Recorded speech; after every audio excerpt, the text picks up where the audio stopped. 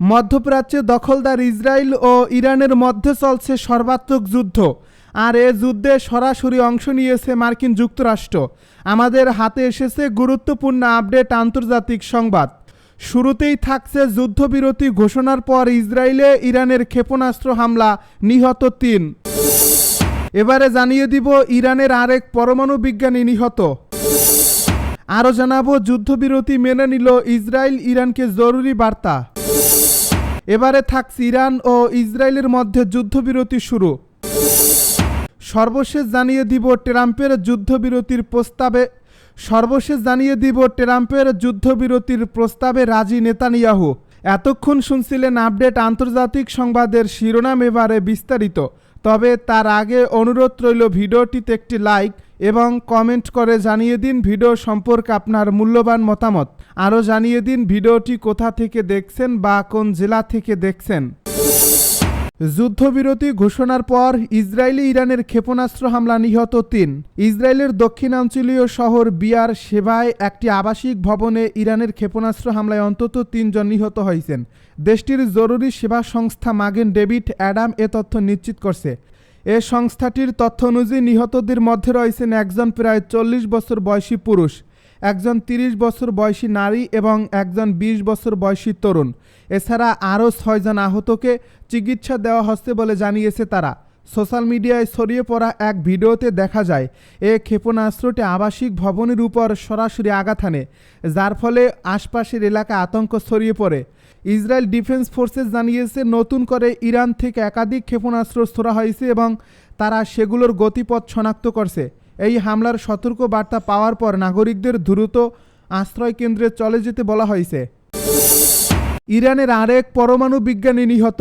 Israeli হামলায় ইরানের একজন শীর্ষ পরমাণু বিজ্ঞানী নিহত হয়েছেন বলে জানিয়েছে দেশটির রাষ্ট্রীয় সংবাদ মাধ্যম প্রেস টিভি। নিহত বিজ্ঞানীর নাম সেদিগি সাবের। রাজধানী তেহরানের কেন্দ্রে ফেরদৌসি ও ভালি আসর সড়কের কাছে চালানো হামলায় নিহত হন তিনি। মঙ্গলবার এক প্রতিবেদনে প্রেস টিভি দাবি করে এটি একটি পরিকল্পিত হত্যাকাণ্ড। এর পেছনে ইসরায়েলের হাত রয়েছে। গত ১৩ জুন থেকে ইসরায়েল ইরানের বিরুদ্ধে ধারাবাহিকভাবে সামরিক অভিযান চালাচ্ছে। এর ফলে একাধিক বিজ্ঞানী ও সামরিক কর্মকর্তা হামলার লক্ষ্যবস্তুতে পরিণত হয়েছে। এ ঘটনার পর তেহরানে নিরাপত্তা আরও জোরদার করা হয়েছে বলে জানা গেছে। ইরানের পক্ষ থেকে এখনও আনুষ্ঠানিক বিবৃতি আসেনি। এর আগে আজই নিজের সামাজিক যোগাযোগ মাধ্যম ট্রুথ সোশ্যালে পোস্ট করেন ট্রাম্প। তিনি জানান ইরান ও ইসরায়েল একটি যুদ্ধবিরতিতে সম্মতি জানিয়েছে। প্রাথমিকভাবে এ যুদ্ধবিরতি ১২ ঘন্টা ধরে চলবে। এরপরই যুদ্ধকে সমাপ্ত হিসেবে ঘোষণা করা হবে।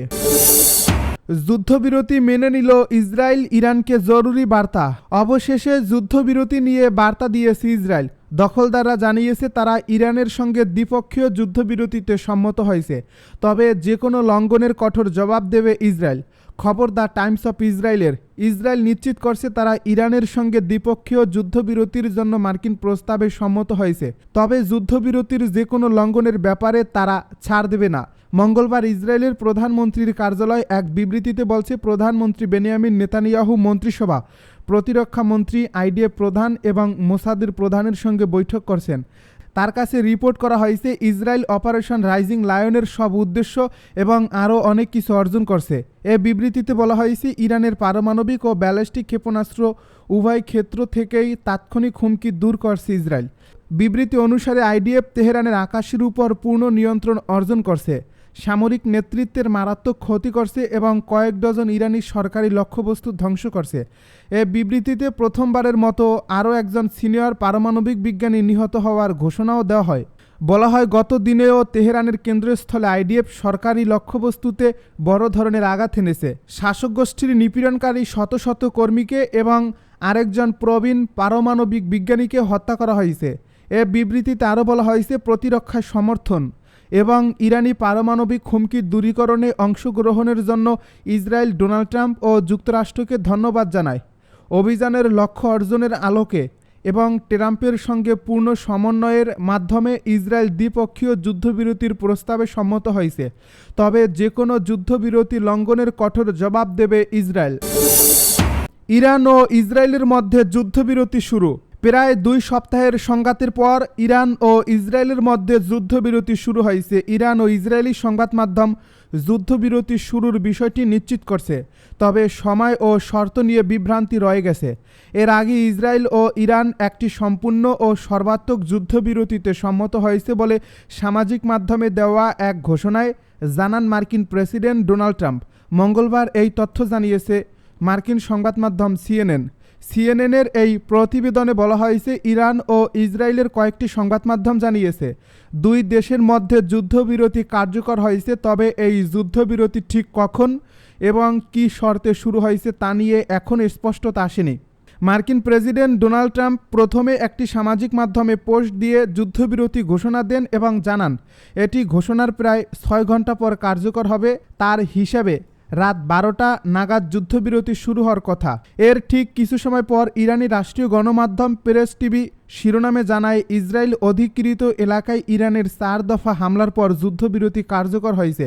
ইরানের আধা সরকারি বার্তা সংস্থা তাসনিম তাদের টেলিগ্রাম চ্যানেলে এক লাইনের বার্তায় জানান, যুদ্ধবিরতি এখন বাস্তবায়নের পর্যায়ে প্রবেশ করছে। ইসরায়েলি সংবাদ মাধ্যম চ্যানেল 12 ও ওয়ানেটও জানিয়েছে যুদ্ধবিরতি শুরু হয়েছে, তবে ইরানের রাষ্ট্রীয় মিডিয়া এক ধাপ এগিয়ে দাবি করছে এই যুদ্ধবিরতি শত্রুর উপর চাপিয়ে দেওয়া হয়েছে, যদিও সুনির্দিষ্ট সময় উল্লেখ করেনি তারা।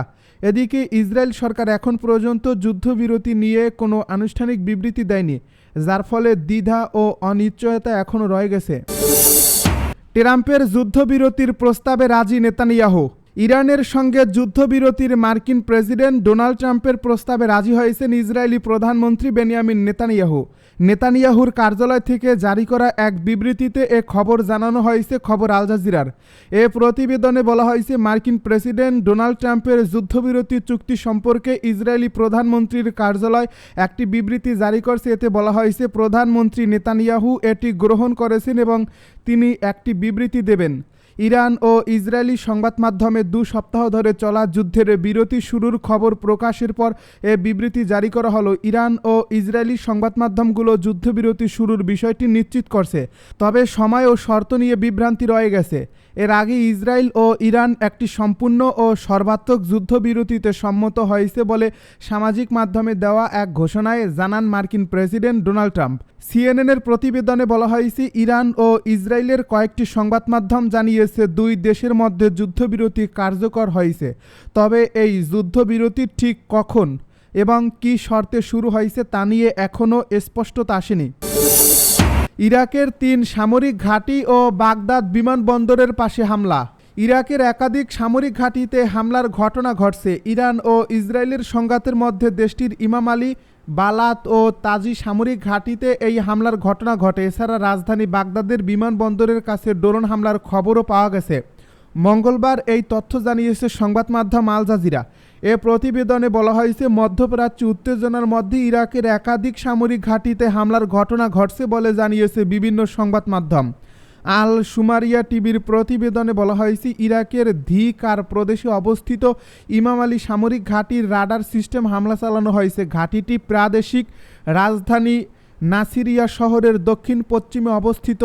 কে এই হামলা চালিয়েছে সে বিষয়ে এখনও কিছু জানানো হয়নি। এছাড়া রাজধানী বাগদাদের উত্তরে সালাউদ্দিন প্রদেশে অবস্থিত বালাত সামরিক ঘাঁটিতেও হামলা হয়েছে বলে কুর্দিস্তান 24 চ্যানেল জানিয়েছে।